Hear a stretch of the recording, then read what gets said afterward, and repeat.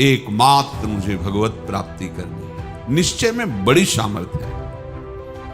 निश्चय कर ले तो उसे प्राण देना बहुत सरल लगता है। असत निश्चय में ही देख लीजिए, बहुत सी ऐसी घटनाएं सुनने को मिलती है। परस्पर दो शरीरधारियों ने आसक्ति कर ली,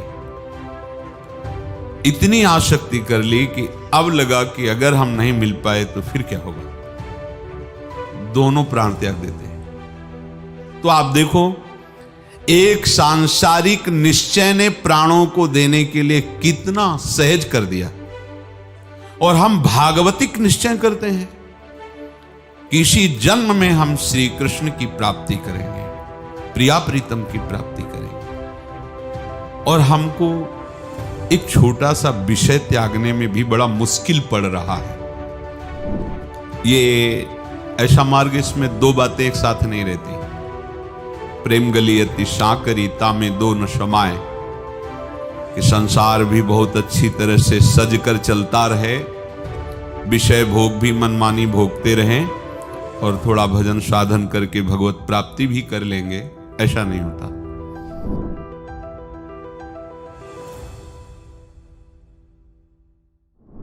प्रभु करुणा करके वर्णन करते हैं,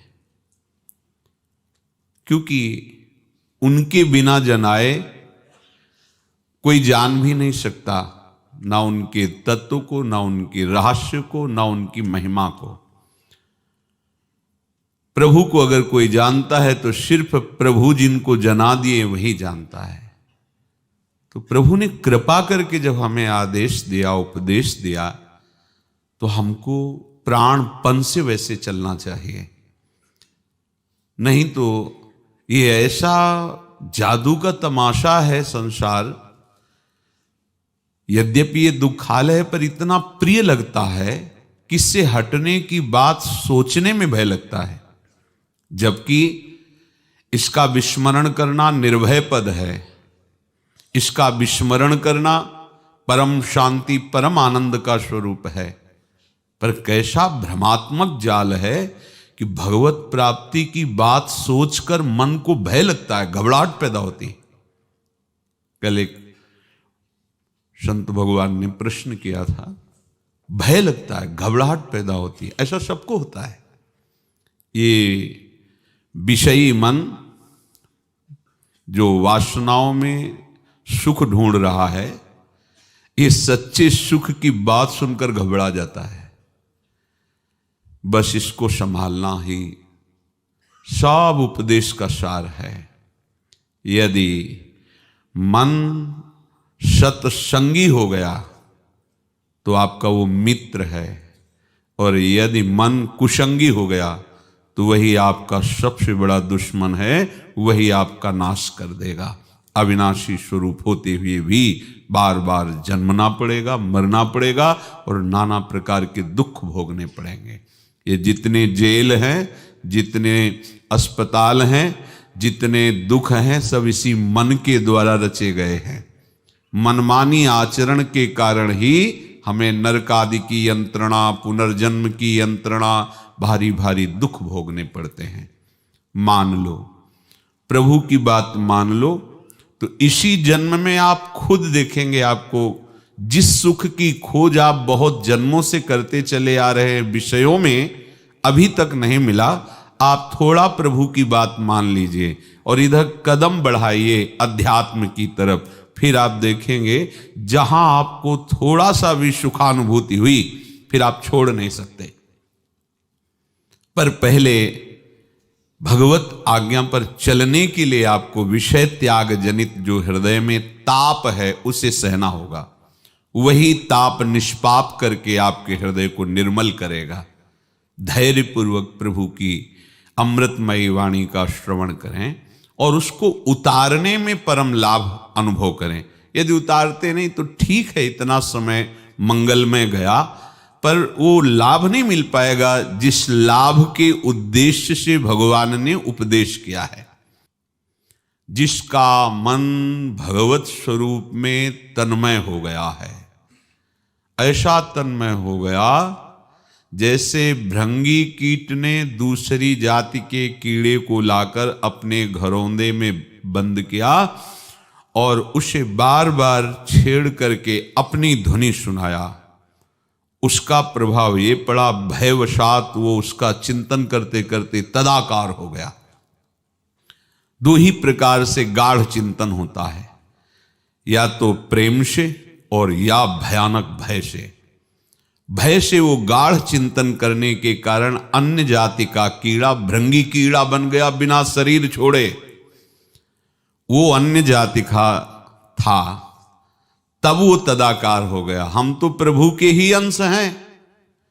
यदि हम तन्मय होकर दोनों पद्धति से, चाहे संसार से भयभीत होकर प्रभु का चिंतन प्रारंभ कर दे, या प्रभु को अपना प्रीतम मान करके प्यार से चिंतन प्रारंभ कर दे, किसी भी तरह से वृत्तियां प्रभु में जुड़े तो वो प्रभुमय ही हो जाएगा। ब्रह्मविद ब्रह्मयु भवति, वो ब्रह्म स्वरूप हो जाएगा, क्योंकि वो प्रभु का अंश है, वो अन्य जाति का नहीं है, वो प्रभु का ही है। प्रभु का अंश प्रभुमय ही है, पर अन्य को स्वीकार करने के कारण वो ये भाव भूल गया कि हम प्रभु के अंश हैं। वो इस प्रकृति के अंश में मैं आरोपित करके भटक गया। प्रभु कह रहे हैं, तदात्मान, जिसका मन तदाकार हो रहा है, तद्बुद्धयः, जिनकी बुद्धि तदाकार हो रही है, तन्निष्ठाः, जिनकी स्थिति परमात्म तत्व में हो गई है, तत्परायणाः, जो एकमात्र आराध्य देव के परायण हैं, जिनका आराध्य देव ही जीवन बन गए हैं, ज्ञान निर्धूत कल्मषाः, ऐसे जो विवेकी जन हैं, वो कल्मषाः, पाप रहित होकर शुद्ध हृदय वाले महात्मा फिर पुनः इस संसार चक्र में नहीं आते। फिर उनका जो परम पद है वो निश्चित है, पर ये स्थिति आवश्यक है आना। प्रभु का अनुभव जब करने के लिए मन व्याकुल होता है तो बुद्धि में एक ही निश्चय आ जाता है, मुझे भगवत प्राप्ति करनी है। ये ऐसा मार्ग, इसमें दो बातें एक साथ नहीं रहती। प्रेम गलियति साकरी तामे दो न समाए, कि संसार भी बहुत अच्छी तरह से सज कर चलता रहे, विषय भोग भी मनमानी भोगते रहें, और थोड़ा भजन साधन करके भगवत प्राप्ति भी कर लेंगे, ऐसा नहीं होता। ये ऐसी सांकरी गली है, इसमें एक ही जाएगा, जहां राम तहां काम नहीं, जहां काम नहीं राम, या जब मैं था तब हरि नहीं, अब हरि हैं मैं नाही। ये प्रेम गलियति साकरी तामे दो न समाहि। अगर बुद्धि का ये निश्चय है कि मैं पुरुष हूं तो स्त्री में आकर्षण होगा ही, मैं स्त्री हूं तो पुरुष में आकर्षण होगा ही, मैं शरीर हूं तो कामनाओं की भीड़ लग जाएगी, और लगी हुई है। मैं अमुक हूं, मैं अमुक हूं, मैं अमुक हूं, पद वाला, गुण वाला, धन वाला, जन वाला। यही है माया का भ्रमात्मक अविद्या जनित जाल, जिसमें हम बंध गए। जब एक बात केवल सत्संग से सुनकर के समझ में आई कि मैं प्रभु का अंश हूं, और ये मानव शरीर केवल अपने अंशी से मिलने के लिए मिला है, भगवत प्राप्ति के लिए, धैर्य पूर्वक बुद्धि से निश्चय किया, आप कैसी भी परिस्थिति हो, कैसा भी समय दुख देने वाला आए या सुख देने वाला आए, शरीर स्वस्थ रहे या अस्वस्थ रहे, लोग हमारा सम्मान करें अपमान करें, पर अब इस जन्म में अपने प्रधान कर्तव्य से मैं नहीं चूकूंगा। मुझे भगवत प्राप्ति करनी है, मुझे श्यामा श्याम से मिलना है, बस। आपकी बुद्धि का यही निश्चय सबसे बड़ा परम पावन कार्य होगा। ऐसे निश्चय से जितनी पवित्रता आती, उतनी पवित्रता किसी भी तीर्थ या अनुष्ठान से नहीं आती, ध्यान रखना। ये जो हृदय को निष्पाप करती है वृत्ति, इससे बढ़कर कोई तीर्थ नहीं, कोई ज्ञान नहीं है, कोई अनुष्ठान नहीं है। ये निश्चय होना केवल वाणी से नहीं, वार्ता मात्र की बात नहीं है, ये अंतःकरण की बुद्धि से निश्चय करना। बस एकमात्र मुझे भगवत प्राप्ति करनी है। निश्चय में बड़ी सामर्थ्य है। निश्चय कर ले तो उसे प्राण देना बहुत सरल लगता है। असत निश्चय में ही देख लीजिए, बहुत सी ऐसी घटनाएं सुनने को मिलती हैं। परस्पर दो शरीरधारियों ने आसक्ति कर ली, इतनी आसक्ति कर ली कि अब लगा कि अगर हम नहीं मिल पाए तो फिर क्या होगा, दोनों प्राण त्याग देते हैं। ये हजारों घटनाओं में ऐसी बातें सुनने को मिलती हैं। हुआ क्या? निश्चय। अब हमारा जीवन आपका मिलना ही है, आप नहीं मिले तो जीवन नहीं। और अपने जीवन को नष्ट कर दिया। किसके कारण? अज्ञान की आसक्ति के कारण। शरीरों के मिलन को परम सुख मान करके बुद्धि से निश्चय किया कि ये शरीर हमें मिल जाए तो हमारा जीवन, अगर ना मिला तो जीवन नष्ट, और कर दिया नष्ट। जहर खा के, फांसी लगा के आ दिया।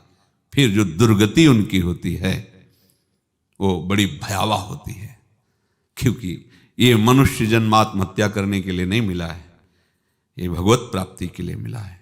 और आत्महत्या करना ये सरकारी भी कानून से, यहाँ की भी मृत्युलोक के भी कानून से ये दंडनीय अपराध है।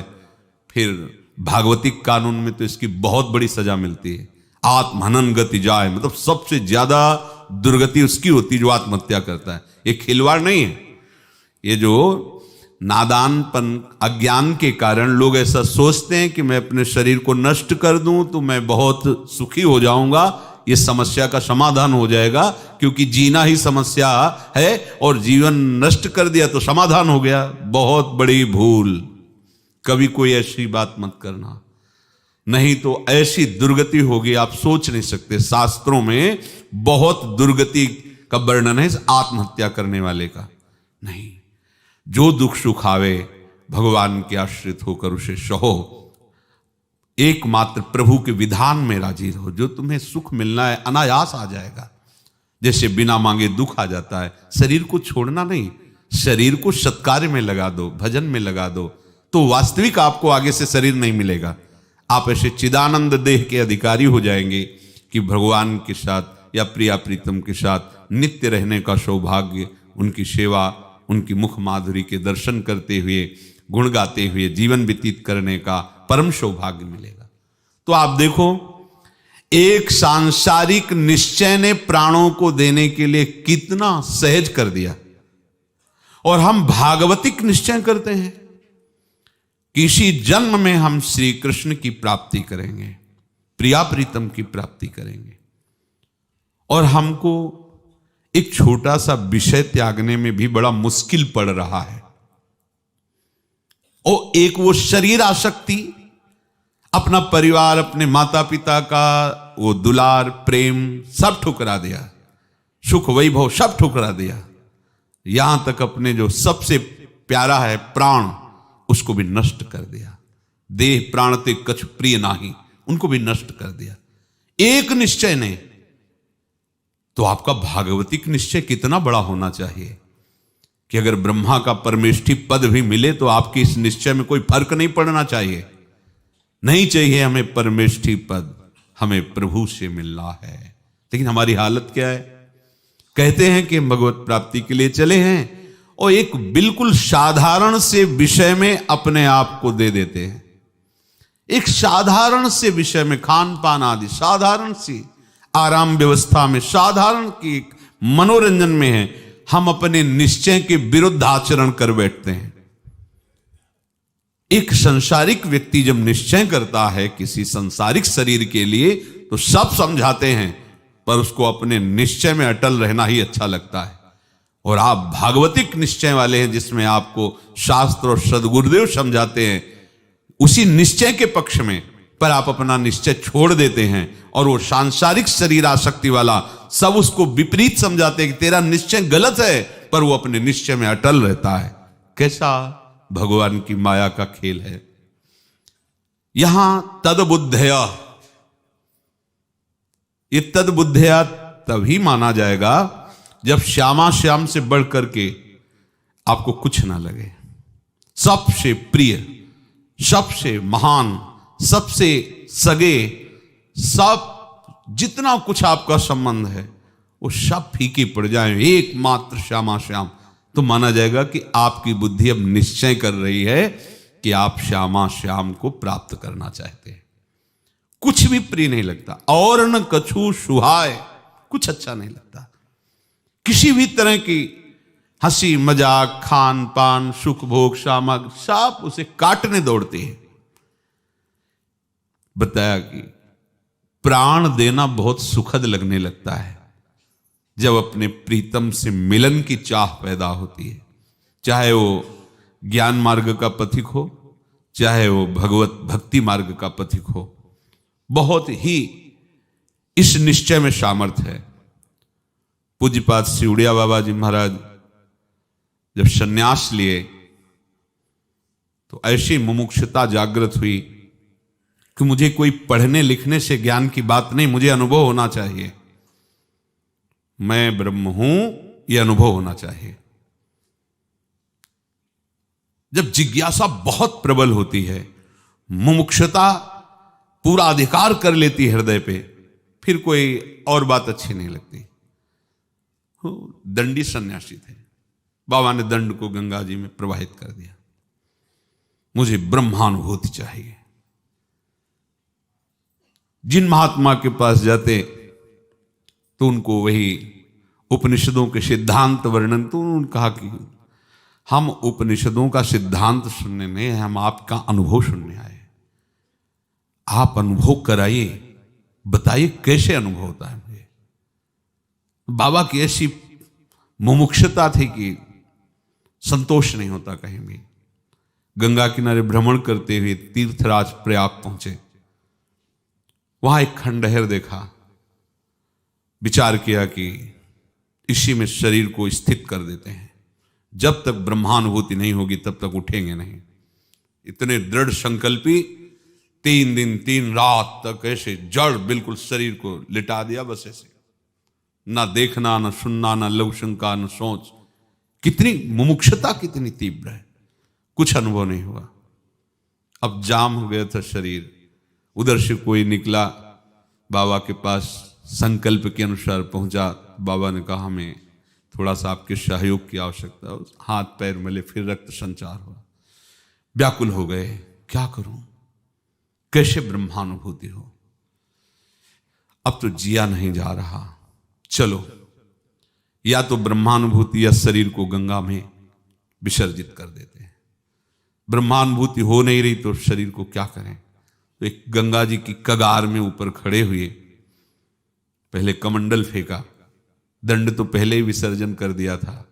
अब अपने शरीर विसर्जन के लिए जे ही छलांग लगाना चाहे सोई अंदर आई कि क्या शरीर त्यागने से ब्रह्मानुभूति हो जाएगी, ये तो घोर अज्ञान है। फिर निराश हो गए, क्योंकि एक उपाय मिला था, उसमें भी अंदर की जिज्ञासा और मुमुक्षुता ने रोक कर दी। अब क्या करें। ऐसे प्रेमी की एक मृत्यु दशा तक का वर्णन है।